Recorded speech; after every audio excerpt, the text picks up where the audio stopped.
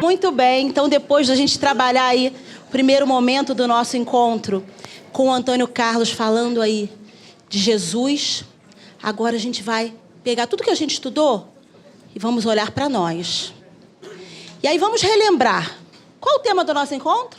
Cola. Seja o seu sim, sim. Seja o seu não, não. E isso é uma lição de quê? Uma lição de integridade. Então, a lição preciosa que Jesus nos deixou com essa passagem é a lição da integridade. Temos que ser inteiros nas nossas convicções, e essas convicções devem ser como? Baseadas nos ensinamentos de Jesus, baseadas nas verdades divinas, não é assim? E aí Jesus nos alertou para a importância da essência, mais do que a aparência, para que a aparência reflita a nossa essência. Não foi tudo isso que nós vimos na primeira parte do nosso encontro? E quais foram as personagens que o Antônio Carlos trouxe para a gente para exemplificar esse sim, sim e o não, não? Vocês lembram? Muito bem, vocês estão afiados, hein? Paulo de Tarso e Joana de Cusa. Joana de Cusa já conhecia Jesus? Ela já trazia os ensinamentos de Jesus? Ela já trazia com ela. Mas em alguns momentos, ela tinha dúvida. Alguém às vezes fica na dúvida? De qual é a melhor maneira? O que eu devo fazer em alguma situação? Ficamos assim? Quando ela tinha dúvida, o que ela fazia? Ela buscava o mestre, ela buscava saber como ela devia seguir. Ah, mas Joana conviveu com Jesus, então para ela era mais fácil, porque ela podia ir lá perguntar para ele. Não, não. Porque Jesus deixou para nós o seu evangelho. Então, quando eu tiver dúvida como Joana, eu tenho que consultar onde? O evangelho, porque ele está ali à nossa disposição. É Jesus à nossa disposição a todo momento. E Paulo de Tarso? Paulo de Tarso, quando era Saulo de Tarso, ele já conhecia Jesus e seguia os ensinamentos de Jesus? Não. Mas ele era íntegro? Ele era íntegro. Ele agia de acordo com aquilo em que ele acreditava. Ele era completamente íntegro e convicto, não era? Mas as convicções dele não estavam de acordo com os ensinamentos de Jesus. E aí acontece o encontro dele com Jesus, como nós viemos aqui hoje. Ele teve um encontro com Jesus na estrada de Damasco e ele recalculou, ele reprogramou a sua trajetória, a sua caminhada a partir desse encontro com Jesus, como nós viemos aqui fazer hoje, né? Então veja, Joana de Cusa e Paulo de Tarso, nos momentos em que se sentiram perdidos, o que eles fizeram? Já estou eu sem passar o slide, olha lá. No momento em que se sentiram perdidos, o que eles fizeram? Procuraram Jesus. E nós, gente, será que às vezes nos sentimos perdidos? Alguém aqui já se sentiu perdido? Já, né? Muitas vezes, né? Em muitos momentos, nós nos sentimos perdidos. Mas vamos pensar, quando nós estamos perdidos assim numa estrada, no trânsito. Estamos perdidos, não sabemos chegar no endereço onde queremos chegar. Como é que nós fazemos quando estamos perdidos numa estrada? Vocês estão afinados. O Waze, GPS, o que mais? Alguém usa mapa? Eu gosto de mapa, mas quase não tem mais mapa, né? Pare e pergunta, mas na minha estrada não tem ninguém para eu perguntar. Senão a gente pergunta, né? A gente pede orientação. Olha o céu. Hoje, faz uma oração. Mas a oração vai indicar o caminho da estrada? Assim, vira à direita, segue à esquerda? Vai aparecer alguém? Me ajuda a achar o caminho, né? E aí, o que vai vir a inspiração? Pega o telefone e liga o Waze. Porque hoje está à nossa disposição, né, esse mecanismo. Nem todos nós usamos, mas a maioria de nós usa ou conhece esse mecanismo. Seja o Waze, seja o mecanismo que for. Todos eles usam a mesma tecnologia, que é o GPS. O GPS, na verdade, é a tecnologia. GPS, vocês já ouviram falar nessa sigla? GPS é uma sigla, na verdade, ela tem uma definição em inglês, mas traduzindo significa Sistema de Posicionamento Global. Como está em inglês, fica invertidas as letras, né? Mas significa Sistema de Posicionamento Global. E vocês sabem como funciona um GPS? Por satélite. E quando a gente liga o GPS, quando a gente liga o aparelho que tem o GPS, ele nos diz onde estamos. Aí nós damos a informação de para onde queremos ir e ele nos indica o quê? O caminho. Nos indica o caminho. Qual o melhor caminho para chegar lá? Podemos usar vários elementos, várias informações para ele indicar esse caminho, mas ele nos indica qual o melhor caminho para geograficamente nós chegarmos lá. Não é verdade? Às vezes não é certinho, não. Por que não é certinho, não, Dalva? Às vezes, será que ele erra?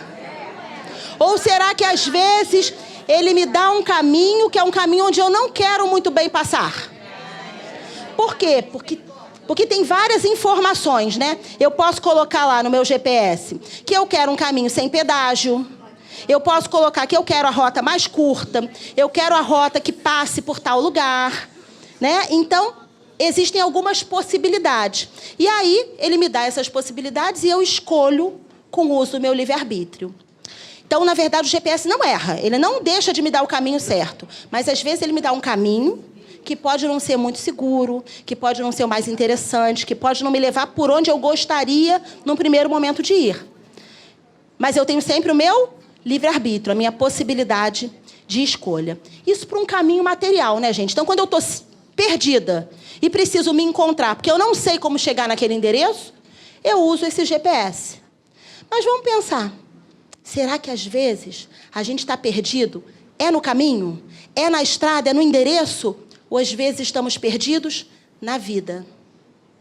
Às vezes ficamos perdidos na vida? Como aconteceu com Joana e Paulo? E aí, como é que a gente faz?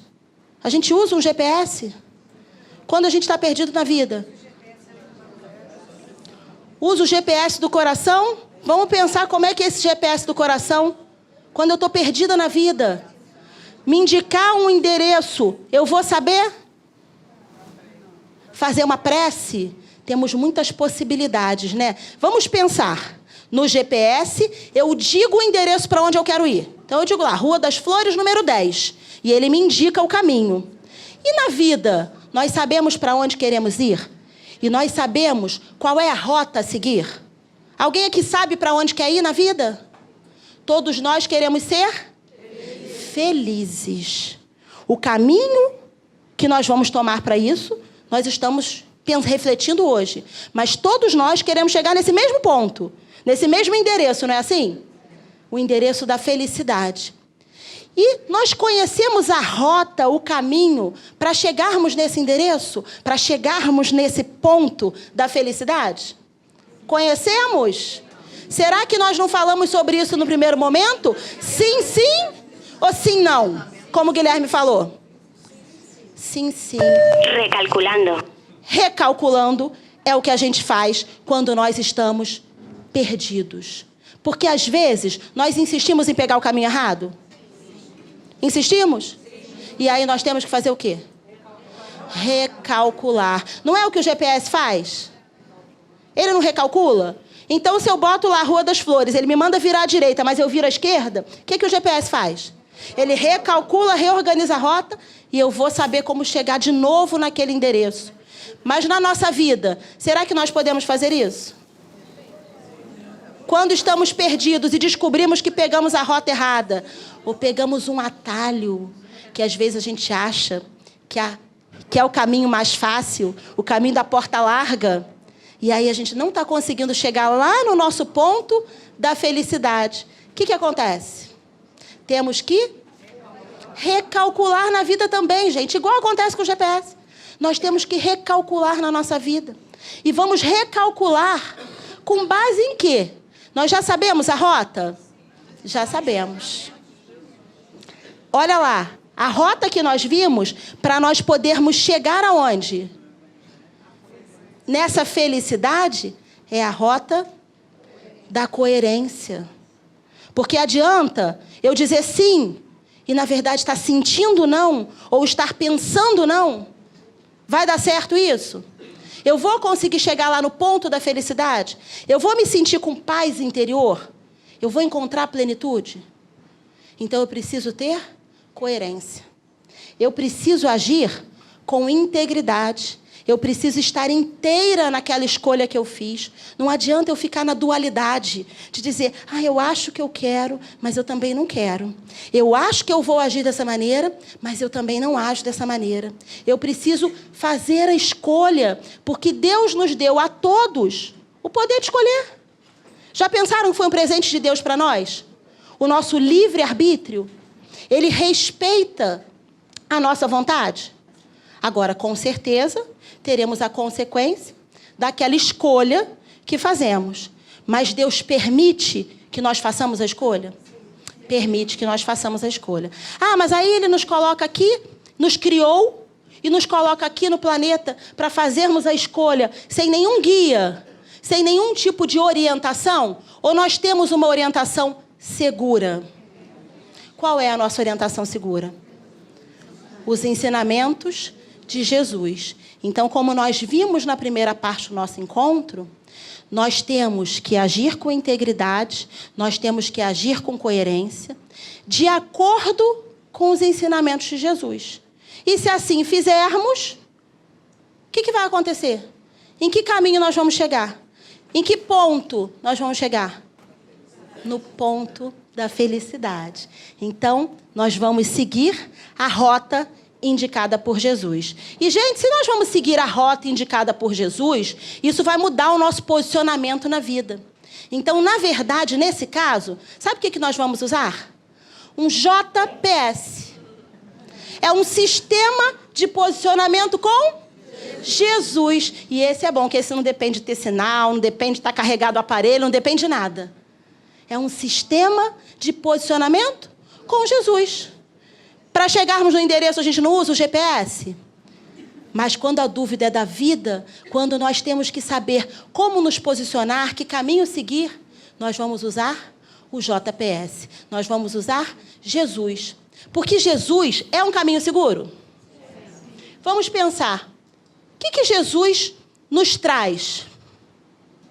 Se nós nos posicionamos com Jesus, como é que fica a nossa vida? Felizes. A vida fica melhor? Ficamos estimulados? Ficamos com coragem? Temos perseverança? Temos tudo o que precisamos? Confiança? Temos tudo o que precisamos, não temos? Então, vamos pensar lá. Quando eu uso o GPS para chegar lá numa estrada material, como nós dissemos, o GPS me oferece vários caminhos. Ele me diz rotas, ele me dá lá a opção rotas. E aí eu vou escolher a rota. Porque pode ser que tenha um caminho que eu não gosto de passar, pode ser que tenha um caminho que por outro motivo eu gosto, ou que eu já conheço e eu me sinto mais segura ali. E aí eu escolho aquele caminho pelo uso do meu livre-arbítrio, pela minha vontade. Mas, gente, quando eu uso JPS, como é que será que isso funciona? Será que eu tenho vários caminhos? Se essa rota do JPS é a rota do ensinamento de Jesus, eu tenho vários caminhos? Não, não? Ou não, não? Não, não. Muito bem. Eu tenho quantos caminhos? Um só. Quando eu uso o JPS, eu tenho um único caminho, o caminho seguro, que é Jesus. Então, olha lá, quando eu uso o JPS, a minha rota é única. Eu só tenho essa rota. Vamos lembrar o que Jesus nos falou sobre isso. Quem sabe? Sobre uma rota, sobre a rota. O que ele disse que ele era? Deixa eu pegar. Vocês estão demais, hein? Todo mundo estuda na casa, né? Quem não estuda na casa vai estudar correndo. Ano que vem, não é assim? Não pode perder. Jesus nos disse: eu sou o caminho, a verdade e a vida. Ele não deixou dúvida de que só existia esse caminho. E aí os Espíritos, no livro dos Espíritos, nos dizem que Jesus é guia e modelo da humanidade. Não dizem lá no Livro dos Espíritos?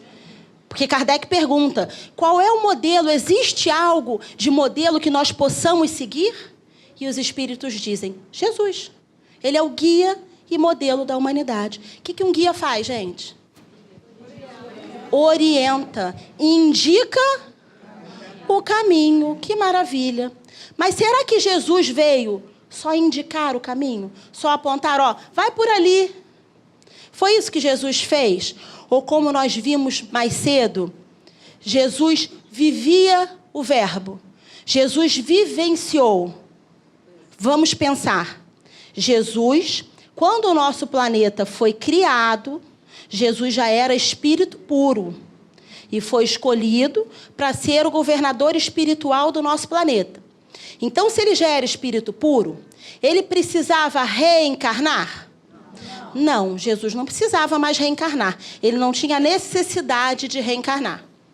Mas apesar de não ter essa necessidade, o que ele fez há 2000 anos? Ele reencarnou. Ele reencarnou para quê? Para dar o exemplo, para servir de modelo. Porque ele é guia, ele indica o caminho, mas ele também é modelo. Ele veio mostrar para a gente encarnado que era possível vivenciar aquilo que ele ensinava na carne. Porque às vezes a gente não fala assim, a carne é fraca. Quem já falou isso? Já pensou isso? Ah, eu bem queria, mas a carne é fraca. A carne é fraca? A carne não é fraca. O que é fraco é o espírito. Ou seja, nós é que muitas vezes ainda não temos a força de vontade para aquilo que nós desejamos.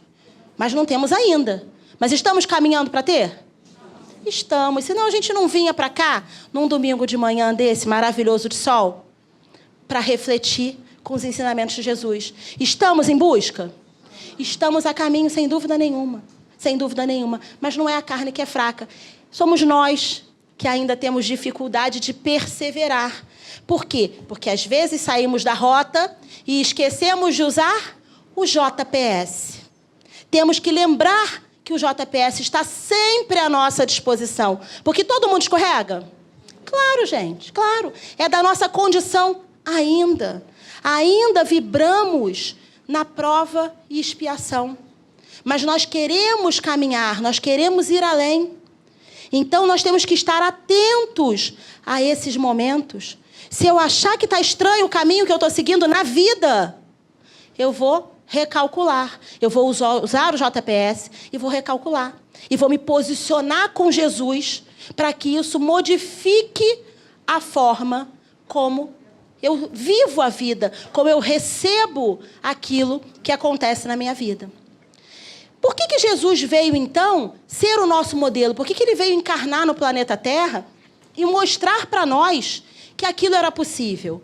Qual foi o maior ensinamento que Jesus quis trazer, gente? E trouxe? O amor. O amor.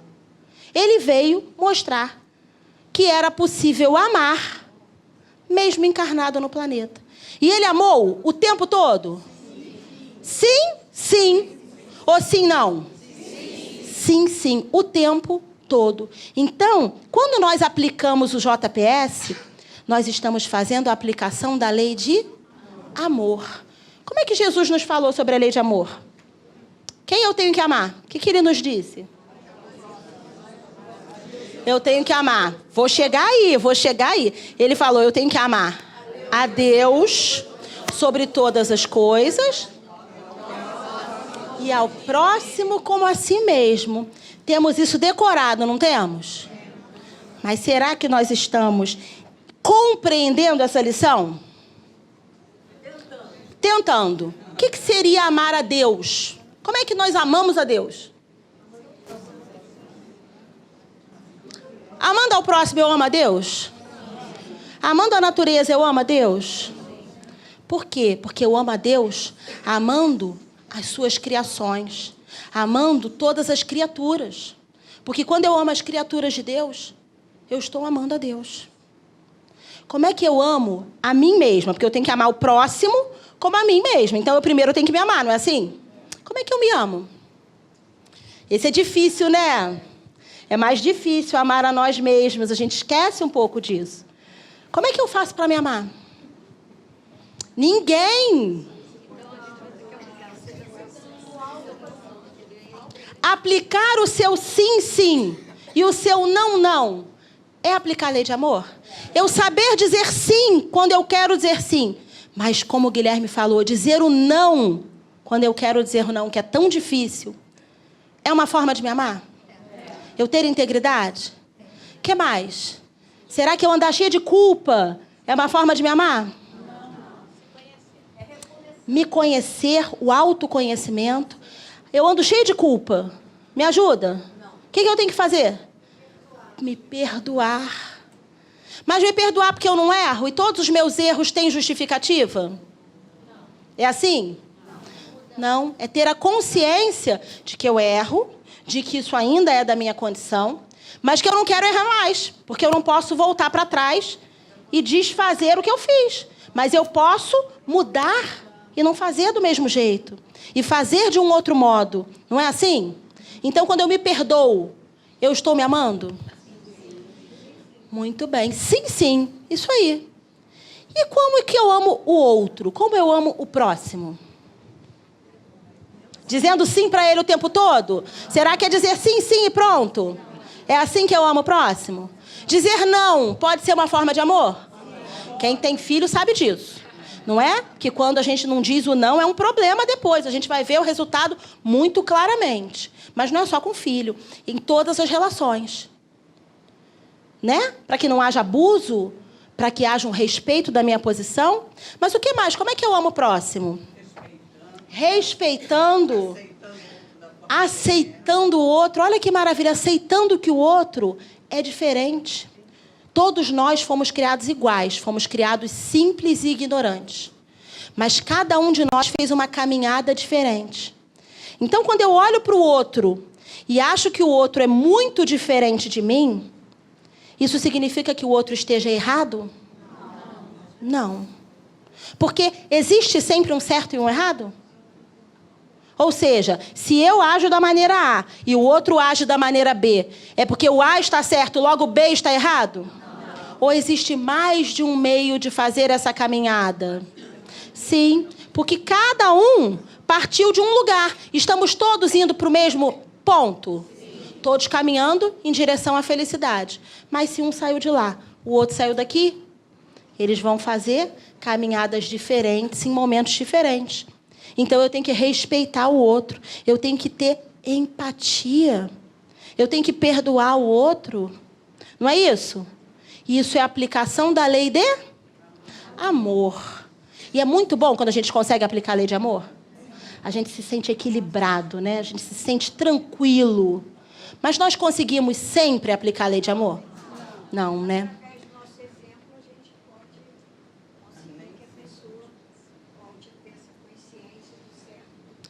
Sim, muitas vezes, através do nosso exemplo, eu mostro para o outro que o outro talvez não esteja caminhando muito bem. E só porque eu mostro o outro vai enxergar? Por quê? Porque cada um tem o seu momento. Porque, às vezes, ele ainda não percebeu que ele tem que usar o JPS. Às vezes, ele ainda não percebeu. Ou, naquele momento, para ele está doendo tanto, está sendo tão difícil, que ele não teve a lucidez, que a gente falou que vem de luz. Ele não teve a luz ainda de perceber a necessidade de mudar. Mas ele vai ter? Todos nós vamos? Sim, porque todos nós chegaremos a ser espíritos puros. Chegaremos, então, ao momento de plena felicidade, que é o que tanto almejamos. Mas ainda é uma caminhada longa. Mas não tem problema, porque a gente não está com pressa, relativamente. Porque quanto mais devagar nós caminhamos, mais tempo nós ficamos na prova e expiação. A gente não reclama do que acontece em volta da gente ou com a gente? A gente não acha difícil passar pelas provas? Não acha difícil passar pela expiação? Aí fala assim, nossa, eu estou sofrendo. Falei com ela, está sofrendo. Falei com ele, está sofrendo. Todo mundo em volta de mim sofre. Sofre por quê? Porque estamos no momento de provas e expiações. Ah, mas eu não quero mais passar por esse momento. Então eu tenho que plantar agora para que amanhã eu comece a colher um outro resultado, uma outra realidade. Não é assim? Muito bem, mas devíamos aplicar a lei de amor integralmente como Jesus nos ensinou. Mas não conseguimos. Pelo menos não o tempo todo. E quando não aplicamos, as coisas ficam assim, olha lá. Alguém já se sentiu assim? Carregando quase uma montanha nas costas? Alguém está se sentindo assim hoje, inclusive? Carregando essa... Sim, né? Em muitos momentos. E a gente fica se sentindo assim, está muito pesado, está muito difícil. Mas nesse momento em que nós nos sintamos assim, o que temos que fazer? Temos que usar o quê? Temos que usar o nosso JPS. Temos que recalcular. Porque se está muito pesado, com certeza é porque não estamos usando o JPS.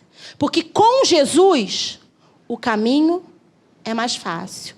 Porque veja, o que Jesus falou sobre isso? Ele falou que com ele o fardo era como? O fardo era leve. Mas observem, ele disse que com ele não haveria fardo? Não, porque ele sabe que nós estamos na prova e expiação. Prova e expiação por quê? Porque são as causas, são as consequências das causas que nós demos. Então ele sabe que nós teremos fardo. Mas com ele, olha como é que o fardo fica, gente. Olha ali se não ficou um fardo muito mais agradável. Não ficou? Mas por quê? Será que quando eu sigo Jesus, quando eu uso o JPS, meus problemas desaparecem? Será que é isso? Eu entendo o problema. Eu passo a ter mais coragem. Eu passo a ter mais determinação para sair daquela situação. E aí eu vivencio o mesmo problema de uma forma completamente diferente. É por isso que quando a gente está passando uma situação que para a gente está muito pesada, a gente fala assim, eu não estou aguentando, é porque nós não estamos usando o JPS. Precisamos usar o nosso JPS. Quanto mais força temos, mais leve fica. Não é assim? E aí vamos lembrar. Se nós já sabemos tudo isso, que já falamos no início, e agora, nessa segunda parte, podemos voltar àqueles casos que o Antônio Carlos apresentou no início. Lembram? E eu já tinha esquecido disso, achei que já estava livre dessa questão que me tumultuou a mente. Já tinha, né? Passou do assunto, esqueceu, morreu. Não. É agora, é o momento de ir ao banheiro tomar um café? Não. Não. É o momento de refletirmos sobre isso. Por quê? Porque lá no início, quando o Antônio apresentou para a gente essas questões, nós não tínhamos ainda o entendimento de que precisamos ser íntegros, estar inteiros, ter convicções, mas que essas convicções têm que estar como? Coerentes com os ensinamentos de Jesus.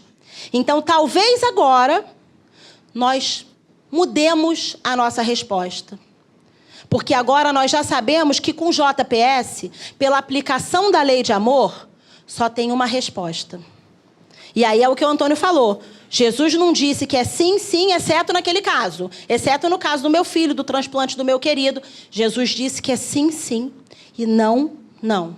Então vamos lembrar?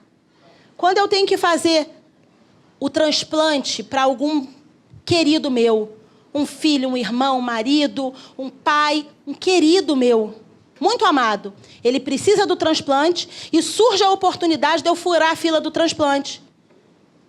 Eu furo a fila do transplante?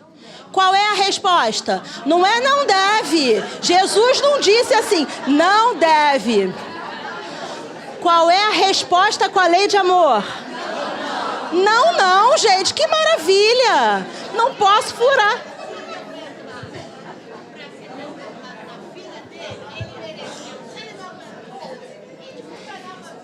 É fácil? Não é fácil. Não é fácil. Não é fácil.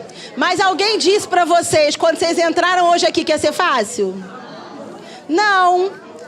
Tem fardo?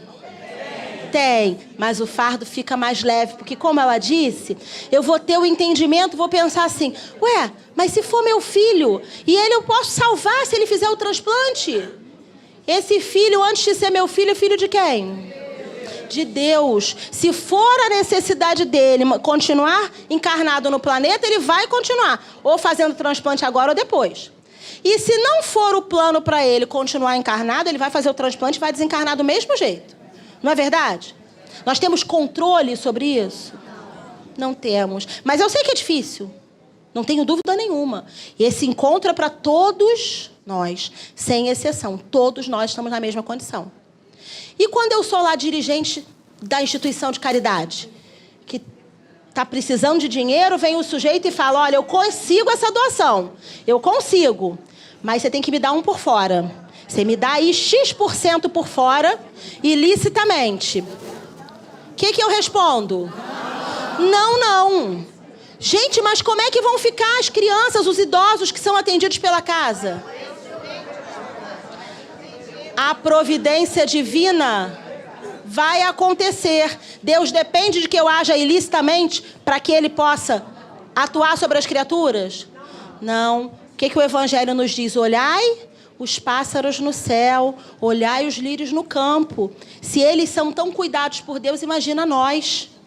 Não é verdade? Então ninguém vai passar a necessidade que não precise, que não seja importante para o seu crescimento. Não é assim? Vai ter que investigar? Não.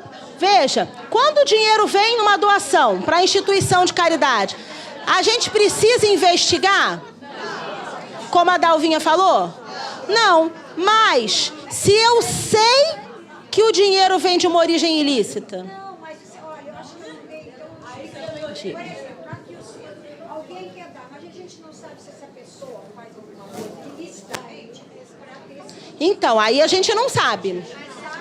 A Dalvinha está dizendo assim, olha, alguém quer receber, quer dar uma doação para um lugar que está precisando. A gente não sabe a origem desse dinheiro. Então, será que eu tenho que ir lá investigar? Não, porque se a origem é ruim, porque a pessoa obteve aquele dinheiro de uma forma ilícita, se eu não sei, não é que eu sei e estou fingindo que não sei. Não é assim, não. Eu não sei a origem desse dinheiro. Eu preciso ir lá investigar? Não, porque a origem ilícita é um problema de quem praticou o ilícito. Tá claro, gente? Mas o problema é que aqui no nosso exemplo, o sujeito falou, olha, eu quero um por fora. Então eu sabia que para eu obter a doação, eu tinha como condição dar para ele um dinheiro ilicitamente. Isso, exatamente, eu não sei. E no caso do filho, gente? O filho da escola. O filho que não tirou a nota que precisava, quer dizer, ele não teve o mérito, mas a professora corrigiu errado e botou a nota, como se ele tivesse passado. Só que eu estou lá do lado do meu filho, conferindo a nota e vendo que ele tirou 5. E ele precisava tirar 6. E o filho está ali do meu lado, vendo que tirou 5. Ele está ali do meu lado. E qual o exemplo? Está todo mundo falando muito, porque esses casos mexem com a gente. Mexem, a gente vai falar com quem está do lado. Tem jeito. E como é que é o exemplo que eu dou para o meu filho? Dizendo assim, filho, você tirou 5 de verdade, mas a professora corrigiu com 8. Vamos fingir que foi 8 mesmo e vamos sair de férias. Que filho é esse que eu estou preparando para o mundo? Que exemplo é esse? Então, qual é a resposta? Não, não, para o filho, né? E sim, sim, lá na escola. Eu levo a prova na escola e aviso. E aí foi meu filho cursar mais um ano daquela aula.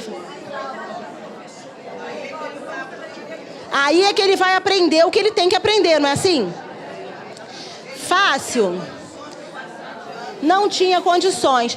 Gente, esses casos são extremos, não são? Agora, no nosso dia a dia, somos chamados a dizer sim e não em vários momentos? Todo momento? Por exemplo, Hoje mesmo. Ótimo. Hoje mesmo, muitos disseram não para o encontro de Jesus. E foram à praia. Tudo bem. É uma escolha, não é? E outras situações? Assim, alguém que bebe álcool, aí sai à noite, toma um chopinho, dá uma olhadinha no Twitter da Lei Seca. Ninguém, né? Olhou o Twitter da Lei Seca para ver se tinha lei seca para poder pegar aquele caminho. Não, eu sei. Só lá os fariseus, né, Antônio, que faziam isso. Olhavam o Twitter. Isso. E transferir ponto da carteira. Transfere ponto da carteira para aquela pessoa que tem carteira, mas nunca dirige. Para sogra, né? Para mãe, ninguém, né? Esse tipo de coisa nós não fazemos. É no dia a dia. Então nós temos que saber que nós somos chamados a dizer sim e não em todos os momentos. E que o nosso sim tem que ser como? Sim. E o nosso não? Não. Tem que ser não. Nós temos que ter essa integridade. Então vamos pensar, né? Se somos chamados a todo momento a dizer sim e não, olha o que Paulo de Tarso nos disse sobre esse tema. Ele tem uma frase famosa lá da carta aos Coríntios que o Guilherme falou, que ele disse: tudo me é lícito, mas nem tudo me convém. Porque eu tenho que fazer essa análise no dia a dia para dizer sim ou não. Porque eu vou dizer assim, olha só. Ah, gente, todo mundo faz. Qual o problema de eu olhar lá o Twitter? Todo mundo olha. A gente não dá essa desculpa do ego? Ou a gente diz assim, por que eu não vou fazer se outro vai vir fazer no meu lugar? Já vai fazer mesmo, tem um esquema lá todo errado. Se não for eu, vai ser outro. A gente não diz isso? Ou dizemos assim, não é ilegal, porque tem coisas que não são ilegais, mas são imorais. Aí, às vezes, eu digo, olha, a lei não proíbe, mas eu posso fazer só por isso? Se eu percebo que, de algum modo, vai prejudicar o outro? Se eu percebo que, de algum modo, aquilo é prejudicial? Não posso. A todo momento, eu tenho que estar atenta a isso. Foi o que Paulo nos disse, foi o que Paulo de Tarso nos ensinou. Então, gente, nós já somos sim, sim e não, não? Não, não, né? Ainda não. Então, de acordo com o nosso objetivo, nós já somos inteiros em nossas convicções. E essas convicções estão de acordo com os ensinamentos de Jesus? Ainda não, né? Não, não, ainda não. Então, nós vamos agora refletir. Nem sempre. Nem sempre. Depende da situação, né? Dalvinha é verdade. A Dalvinha está dizendo nem sempre. Há situações em que eu já sou. Em que eu já sei dizer o sim, já sei dizer o não. Ou tipos de relações em que eu já sou. Mas eu preciso entender que isso precisa se espalhar para todas as esferas da minha vida. Porque, claro, nós vamos caminhando e aprendendo. Então, às vezes, eu posso dizer assim, no meu trabalho, eu sou uma pessoa íntegra. E eu procuro seguir os ensinamentos de Jesus. Não passo ninguém para trás, observo, tenho atenção ao outro. Mas na minha família, às vezes, eu não sou. Mas eu preciso ser íntegra, porque íntegra é ser inteira. Lembra da definição do dicionário? Então, adianta eu dizer que no trabalho eu sou de um jeito, mas na família eu sou de outro? Não, porque para eu ser sim, sim e não, não, eu tenho que estar inteira. Eu não posso estar dividida. Eu não posso ser de um jeito num lugar e de outro jeito no outro. Não é assim? Então, eu preciso estar inteira. E aí, vamos refletir sobre o que Jesus nos disse. Nesse ensinamento ainda, dos ensinamentos de Jesus, quando ele nos ensina a amar. Jesus amava? Amava sempre? Sempre. E nós amamos? Às vezes. É sim, sim? Não, né? O nosso amor devia ser sim, sim. Mas é sim às vezes. Porque até com o filho, não é? A gente ama o filho, aí o filho irrita a gente ama menos naquela hora. Não é assim? Ou então eu te amo desde que você faça tal faculdade. Não é? Eu te amo desde que, né, você venha passar o Natal comigo. Senão já te amo um pouquinho menos. E o que Jesus nos ensinou sobre julgar? É sim, sim ou não, não? Não, não. Devemos julgar? Não, não. E nós julgamos? Não, né, gente? Sim, né? Qualquer coisa a gente está dando a solução, está dizendo está certo, está errado. Não é assim? Então, nós ainda... Alguém chamou? Não? Nós ainda não somos? Sim, sim. E não, não. Ainda. E agora a gente vai conhecer uma história de um famoso escritor ateu. É um resumo de um filme chamado Luz Divina. Um famoso escritor ateu que ele vivia de propagar a ideia de que Deus não existia, de que a vida não tinha sentido. Por isso, ele escrevia livros com esse objetivo, de propagar essa ideia. A gente vai conhecer esse escritor. Vamos lá observar o cristianismo oferece o perdão, não a condenação, como... Tem certeza? Com certeza. João 3,16. Deus amou o mundo de tal forma que deu o seu Filho unigênito para que todo aquele que nele crê não pereça, mas tenha vida eterna. Bom, é aqui que a gente abandona a teoria e entra no pessoal, amigo. Porque eu tive um filho lindo, perfeito, maravilhoso, que eu garanto que amava tanto quanto o seu suposto Deus amava o filho unigênito dele. Mas o meu filho unigênito teve um tipo horrível de câncer, que eu vi acabar com seu corpinho tão indefeso, até enfim matar, antes do seu aniversário de 9 anos. Agora, se eu fosse um homem que ora, eu ficaria de joelhos e oraria para ver o meu filho só mais uma vez. Mas isso seria orar para o mesmo Deus que o matou.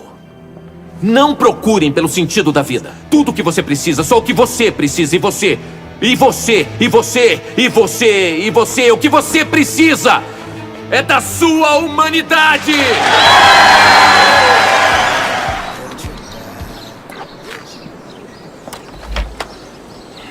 Oi.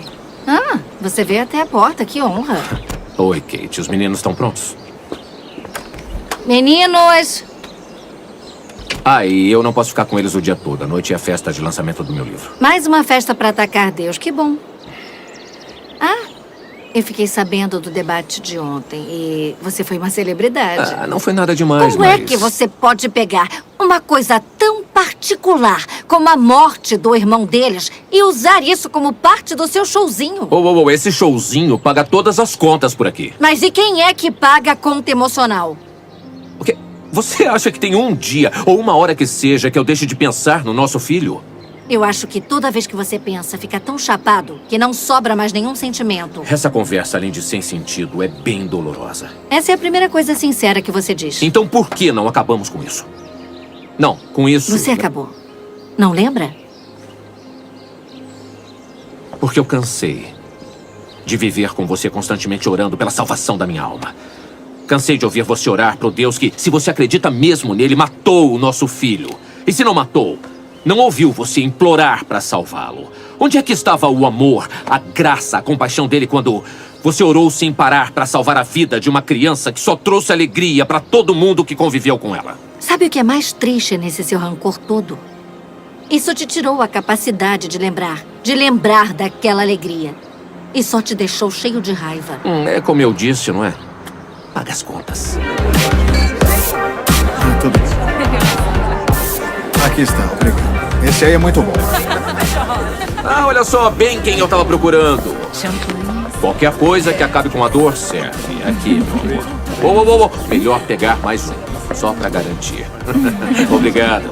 Esse último debate vai te colocar no topo. Foi bem melhor do que podia imaginar. Então, um brinde ao meu último debate. Querido, não foi um debate, foi um massacre.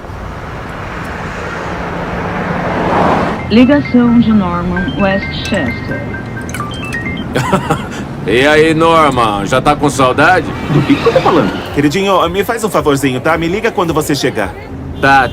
Quer que eu te ligue, viu? Que desesperado. Quer que eu...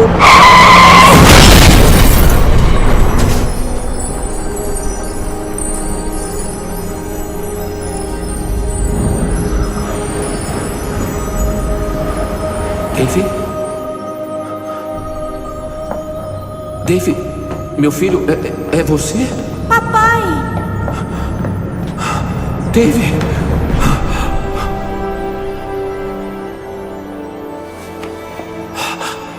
Meu filho, eu te amo tanto. Não é sua hora. Você tem que voltar. O quê? Eu não tô entendendo.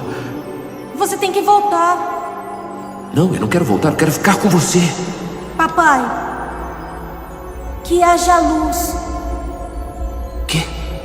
Que haja luz, papai. O quê?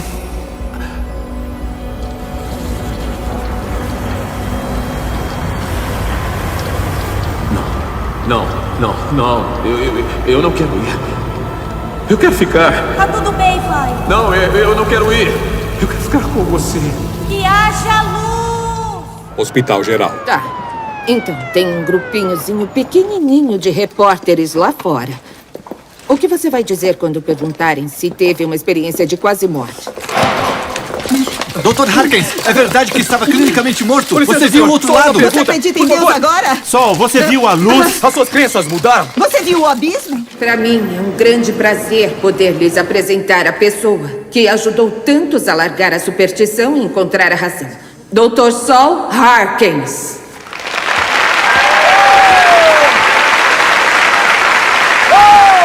Eu estive clinicamente morto por 4 minutos, de acordo com o meu médico.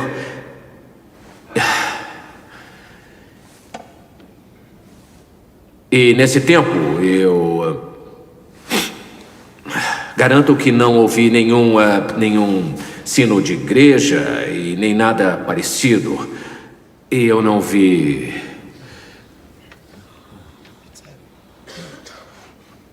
nenhum ente querido falecido. Bom, isso não é verdade. Desculpa, eu vi. Eu não vi. Kate. Eu vi nosso filho. O quê? Eu vi o nosso filho. Eu vi o nosso menino. Eu vi o David. E foi tão... Ele tá bem? Foi tão lindo. Pois é, a Kate me falou muita coisa boa sobre você, mas, sinceramente, não é bem o que eu esperava. A sua mulher disse o que eu era antes de virar pastor? Era presidiário. Quando a sua alma saiu do seu corpo, o que ela viu? O meu filho. E como é que ele estava? Estava muito lindo, tão em paz. E o que você sentiu? Eu senti um amor que nunca tinha sentido antes. Porque Jesus era a luz do mundo. Foi o amor e a paz dele que você sentiu. A serenidade dele. Porque Jesus veio para trazer a luz. Olha para o que está acontecendo no mundo hoje. Tem uma escuridão se espalhando pelo planeta, não vê? Você não acha que o mal é uma força real? Mas Jesus falava de amar os nossos inimigos. A resposta para a escuridão é luz. Jesus pregava o antídoto para o ódio. Pregava o amor. A luz do mundo quer que você, doutor, espalhe a mensagem de amor dele. Ele te mandou o seu filho. É o quanto ele te ama. Pai. Oi. Como é ter uma transformação como a que você teve? Como você sabe que é real? Porque é. Você acredita que Deus ouve a gente? É claro que sim. Kate, Connor, podem vir aqui um pouquinho? Eu devo desculpas a vocês. Por muito tempo eu fiz piada com a fé de vocês. Eu não entendia. Eu não queria tentar entender. Eu estava muito enrolado no meu ego. Eu disse que eu vi o irmão de vocês. E eu posso garantir que ele está seguro. E é muito, muito lindo onde ele está. Ele olhou para mim e disse que haja luz. O cristianismo oferece o perdão. Muito legal esse filme, né? A gente viu um pedaço dele. Então, vamos só relembrar aqui a história toda do filme para quem não tenha compreendido integralmente. A gente tem o Sol, né? O nome dele é Solomon e o apelido dele é Sol, que é um escritor ateu. Que ele, então, não sei se vocês repararam, o nome do livro dele se chama Abortando Deus. E ele, então, domina multidões, convencendo as pessoas de que Deus não existe, de que não existe mundo espiritual, de que nada disso existe, que eles não devem procurar um sentido para a vida. E como que ele se tornou assim? O que fez com que ele ficasse assim? Foi a desesperança que se instalou dentro dele com a morte do filho. Então, ele teve um filho que teve câncer e o filho morreu. E ele se separou da mulher porque a mulher era extremamente religiosa e ele não aceitava que Deus não tivesse salvado o filho dele, porque ele achava que se Deus era bom, o filho dele não tinha que morrer. E aí ele se dedica a fazer isso. Uma vida completamente material, né? Sensualismo, bebida, só questões materiais. Mas uma vida sem sentido. Ele vive vazio, ele vive sozinho, embora cercado de pessoas, mas sempre sem paz interior, sempre conturbado. E aí o que acontece? Ele tem um acidente e ele passa uma experiência de quase morte. A experiência de quase morte, ela é reconhecida, inclusive, cientificamente, como uma possibilidade de que, em algumas situações de quase morte, a pessoa, viva e encarnada, tenha uma comunicação, tenha uma vivência no mundo espiritual. Mas depois essa pessoa fica boa daquela situação que ela estava vivendo. No caso dele, era ali em decorrência do acidente.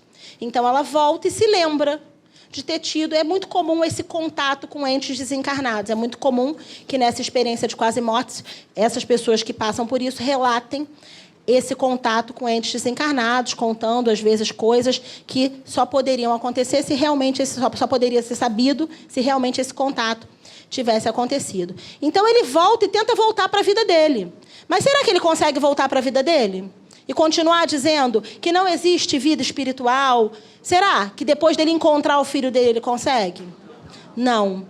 E aí o filho dele tinha dito para ele nesse encontro que haja luz. E isso deixa ele incomodado porque ele não consegue entender qual é a mensagem do filho. E aí a ex-mulher dele indica que ele vai conversar com aquele pastor, que ela é muito religiosa, e ele vai conversar e o pastor diz para ele: essa mensagem que teu filho te disse é porque você precisa fazer a luz de Jesus brilhar em você. E isso, então, quando ele entende essa mensagem, isso vai mudando a vida dele. Ele se reconcilia com a mulher, se aproxima dos outros filhos de quem ele era distante, e isso vai gerando uma mudança na vida dele. E aí vamos pensar um pouco, então, nesse nosso personagem, no Sol. O Sol, ele tinha integridade? Antes lá do acidente. Ele vivia inteiro naquilo que ele acreditava? No que ele acreditava? Ele era ateu. Ele acreditava que não tinha Deus, que não tinha nada, que a vida era só essa vida material. E ele vivia inteiro nisso? Ele era convicto? Ele era convicto. Regina está falando aqui, igual uma personagem que a gente viu no primeiro momento, na primeira parte do nosso encontro. Saulo de Tarso. Paulo antes da mudança. Não era? Paulo também não era assim? Quando Saulo de Tarso, ele não era inteiro? Mas a gente pergunta, Sol sentia e pensava de acordo com os ensinamentos de Jesus? Não. Então ele era inteiro nas suas convicções, mas ele não tinha paz interior. Igualzinho Paulo de Tarso. Quando Saulo, ele era inteiro nas suas convicções, mas não agia de acordo com os ensinamentos de Jesus. Isso deixava conturbado, sem paz, vazio. Não é assim? E nós? Será que nós já fazemos isso? Somos inteiros em nossas convicções? Sim, sim ou não, não? Depende da convicção. Às vezes não é muito convicta, não, né? Mas será que naquelas convicções que nós temos, elas sempre estão de acordo com os ensinamentos de Jesus? Sim? Não? Estou na dúvida. Então, olha lá. Quem disse sim? E quem disse não? Então, gente, na verdade ainda não. Ainda não integralmente. Algumas das nossas convicções já estão de acordo com os ensinamentos de Jesus. Mas nem todas estão. E às vezes, aquelas que a gente acha que já está convicto, às vezes escorregamos, né? A gente acha que já aprendeu, mas às vezes falhamos. Não é assim? E por quê? Por que falhamos? Por que às vezes erramos? Por que nem sempre seguimos os ensinamentos de Jesus? Porque não é fácil, porque nós não somos perfeitos, porque estamos aprendendo, estamos em construção, estamos a caminho. Não é assim? Porque nós somos espíritos em evolução. Nós começamos aqui como estamos hoje? Não, nós fomos criados pelo Pai lá atrás, simples e ignorantes. Ou seja, sem nenhum tipo de conhecimento, nem intelectual, nem moral. E fomos, ao longo das nossas diversas encarnações, adquirindo muitos desses conhecimentos. Mais intelectuais, em regra, do que as aquisições morais. Mas estamos a caminho. Então, a nossa vida é como... A nossa vida espiritual, a nossa caminhada como espíritos, é como uma escada, em que nós vamos galgando, vamos subindo os degraus, cada vez fazendo novas aquisições, novas conquistas, não é assim? Aí, será que às vezes a gente volta? Subimos 2 e descemos 1? Não. Por quê? Porque é lei divina, a lei do progresso. Então, nós só caminhamos para frente. Mas, às vezes, dá a sensação de que nós estamos retrogradando. Mas sabe por quê? É porque, pensa só, estou subindo a escada, botei um pé no degrau, estou no meio do caminho, já estou lá? Não. Aí, às vezes, eu desequilibro e venho para cá. E parece que eu voltei, mas eu nunca estive lá.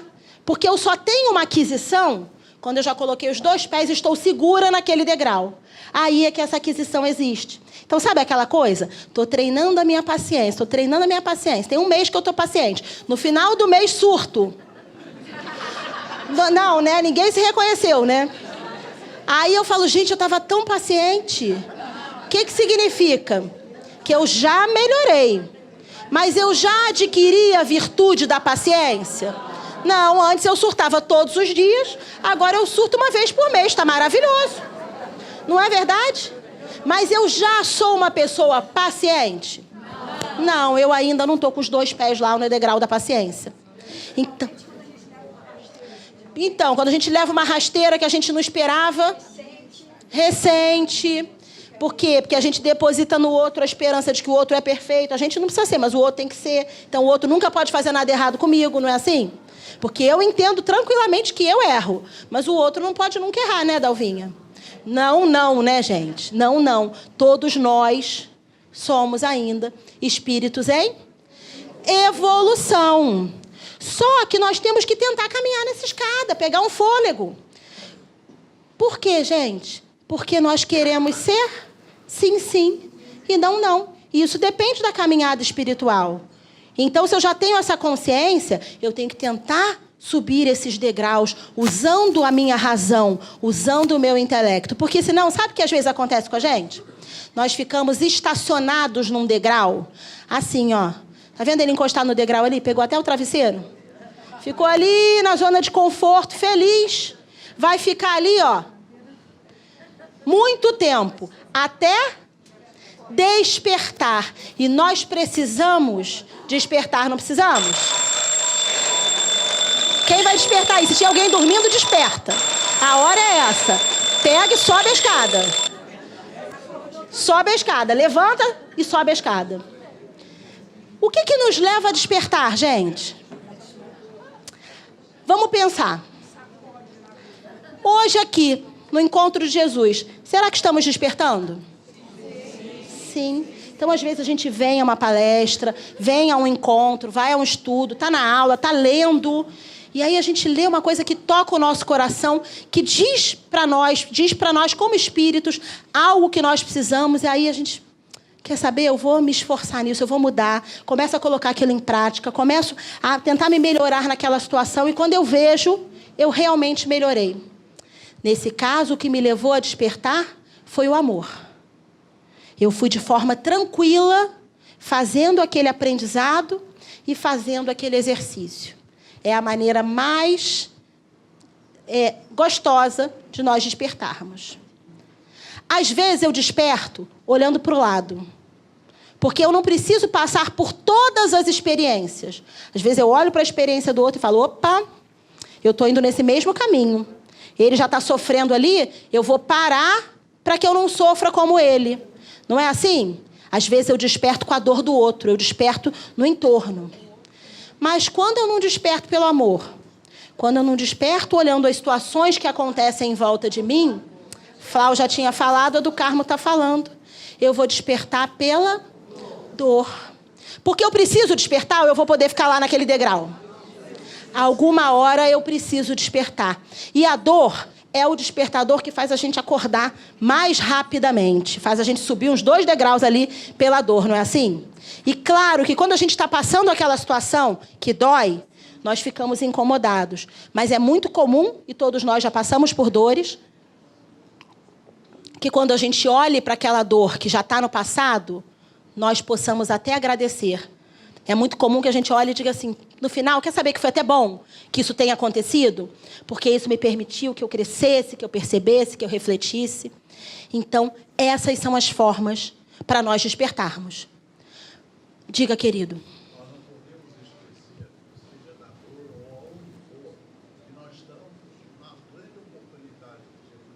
Uhum.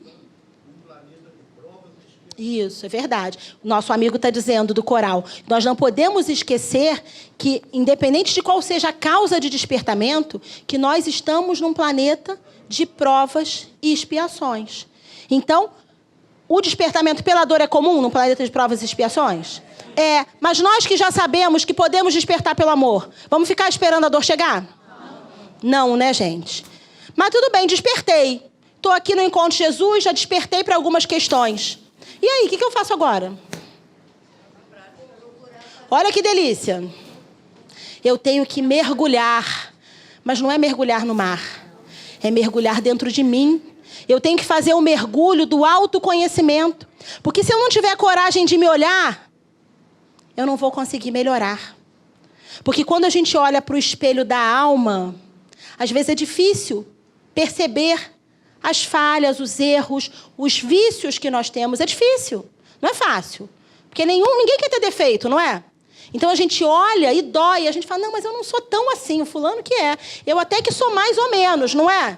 Mas eu posso dar conta da vida do fulano? Só posso dar conta da minha. Então eu tenho que fazer esse mergulho de autoconhecimento. Estão preparados? Quem quer dar esse mergulho? Vamos fazer um mergulho de 1 minuto? Vamos ter a coragem de aqui, intimamente, fecharmos os nossos olhos e refletirmos sobre o que cada um de nós gostaria de mudar, o que cada um de nós gostaria de movimentar na sua vida, o que cada um de nós acha que precisa modificar. Se for pequeno, a gente já se propõe. Se for grande, a gente se propõe a começar. Porque nem tudo eu mudo do dia para a noite, mas eu tenho que começar. Então, vamos agora fechar os nossos olhos, tranquilamente, por breves segundos, refletindo intimamente sobre aquela questão que me incomoda, que eu já percebo, mas que eu ainda não tinha enfrentado. E agora, tranquilamente, vamos abrindo os nossos olhos. Eu sei que é um tempinho curto, mas cada um de nós já está desde o início do encontro fazendo a conexão com as suas questões. E nós vamos sair daqui hoje com esse comprometimento de começarmos essa mudança. Precisamos fazer a mudança do dia para a noite? Não, porque Kardec nos disse que o verdadeiro espírita é aquele que se esforça para mudar as suas imperfeições morais. Então, nós vamos nos esforçar? E se vamos nos esforçar, vamos conseguir? Sem dúvida nenhuma, não temos dúvida nenhuma. Não temos dúvida que na semana que vem já estaremos melhor e que no próximo encontro daqui a um ano, com certeza, vamos olhar para esse momento e vamos falar, nossa, como aquele mergulho foi importante. Mas aí, gente, já despertamos, já mergulhamos. O que falta agora? Caminhar, tirar o pé do chão e andar para frente. Porque se eu ficar lá parada, vai acontecer alguma coisa? Lembra o que o Antônio falou?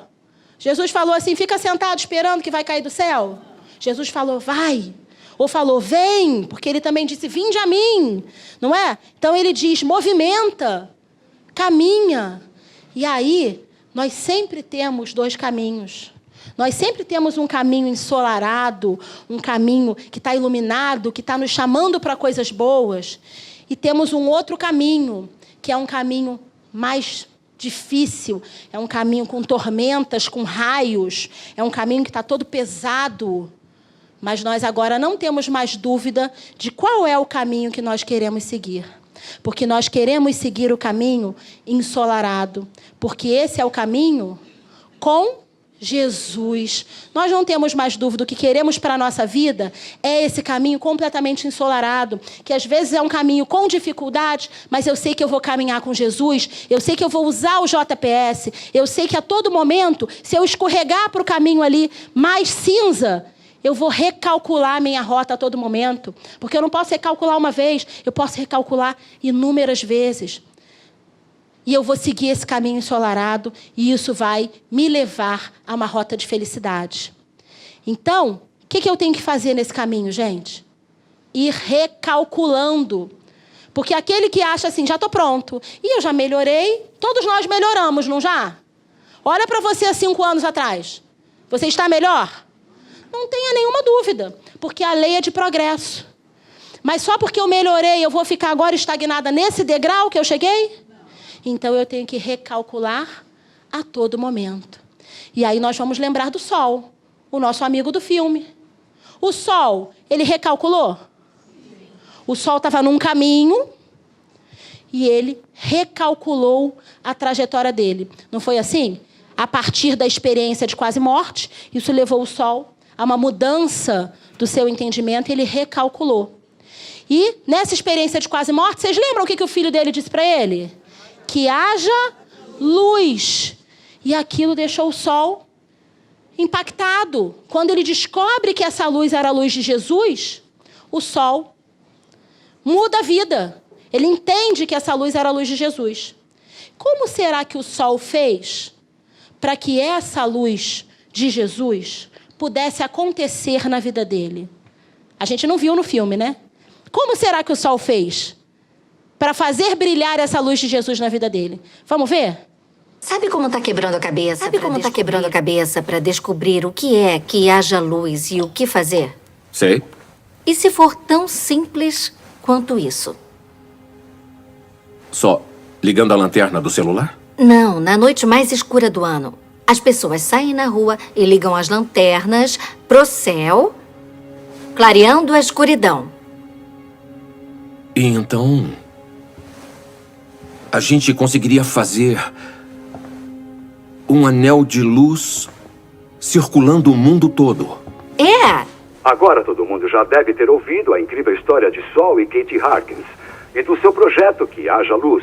Às 3 da manhã de hoje, na Ilha Natal, um anel de luz visível do espaço começou a se mover pelo mundo, da Nova Zelândia à Rússia, Austrália, Japão e, incrivelmente, Coreia do Norte. Silent night, holy night, sleep in heavenly peace.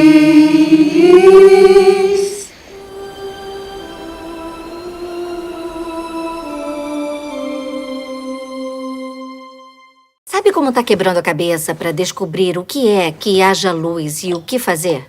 Sei. E se for tão simples? Edificou a jornada dele.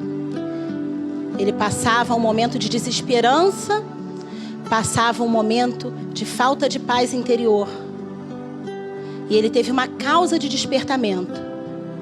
E a partir dessa causa de despertamento, ele buscou uma mudança na vida dele. No filme, a mudança veio dessas luzes se acendendo na lanterna do celular. Mas será que a mudança é tão fácil quanto acender a lanterna do celular? Jesus nos disse: brilhe a vossa luz. Quando Jesus fala para brilharmos a nossa luz, Ele está falando da nossa luz interior, da luz que todos nós trazemos e que muitas vezes fica ofuscada pela nossa distração, pela nossa falta de vontade, pela nossa falta de coragem. Mas nós já sabemos hoje que se o nosso sim for sim, e se o nosso não for não, se nós passarmos a ser íntegros, seguindo os ensinamentos de Jesus, a nossa luz vai acender e vai brilhar.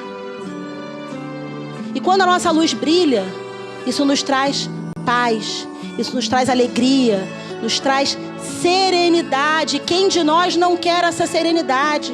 Quem de nós não veio aqui hoje buscando essa paz interior? Buscando a sensação de ser um com o Pai.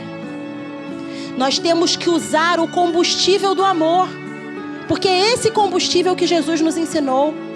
E com esse combustível do amor, nós vamos lançar mão do JPS. Vamos nos posicionar na vida com Jesus. E dessa maneira, vamos encontrar a felicidade possível nesse planeta. Quando a nossa luz acende, quando a nossa luz brilha, isso contagia. A luz sai de nós e ela vai além. Porque a minha luz acende, a dela acende, a dele acende. E existe uma união dessas luzes que vai iluminando tudo à nossa volta. E é nesse caminho iluminado que todos nós queremos seguir. E nós podemos seguir. Basta que nós tenhamos a coragem, a convicção de usarmos o JPS, de seguirmos o caminho com Jesus.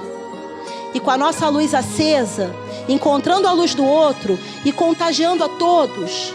Hoje, nessa manhã, nessa casa de luz da irmã Maria Angélica, essa luz vai se espargindo, não vai? Temos dúvida de que nessa manhã aqui, muita luz está brotando de nós, muita luz está brilhando em nossos corações. E essa luz, ela vai sair daqui do SEMA e ela vai além.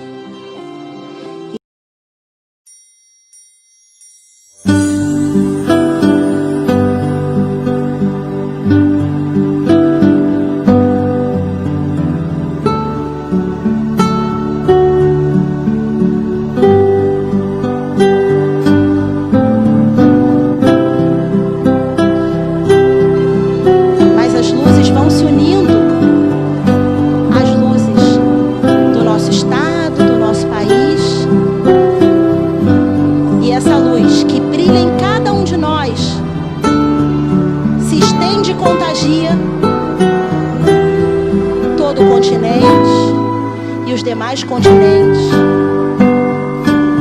até que todo o nosso globo esteja iluminado, porque a nossa luz se acendeu na manhã de hoje. E a mentora Joana de Ângeles nos deixa uma mensagem final, dizendo: há um sol brilhando dentro de ti, é a presença do Cristo no teu coração. Que todos nós possamos deixar brilhar essa nossa luz. Vamos fazer a nossa prece, agradecendo profundamente ao Mestre Jesus, que nos guiou em todo esse encontro, que tão amorosamente nos orienta, nos exemplifica e nos traz esse amor do Pai. Agradecendo a irmã Maria Angélica, essa doce irmã que abre as portas da sua casa para o nosso refazimento. Pedindo, Pai, Que nós possamos estar firmes nesses propósitos que tiramos na manhã de hoje. E que possamos realmente fazer essa luz brilhar intimamente em nossos corações. Porque nós queremos nos posicionar com o Mestre Jesus. Nós realmente queremos mudar a nossa caminhada. Porque estar com o Pai é a felicidade que todos nós buscamos. Então, que tenhamos a coragem, a perseverança e que saiamos daqui levando essa luz para todos com quem estivermos, com muita alegria e com muita gratidão. Graças a Deus.